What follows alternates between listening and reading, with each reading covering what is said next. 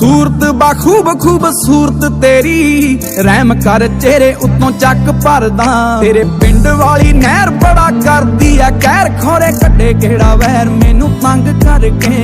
नंग ते मलंग तां मैं पहलां तो ही हो गया बेरंग अज संग करके मैनू कर गए फकीर तेरे नजरां दे तीर मेरा दिल गए चीर पीड़ सह लैण दे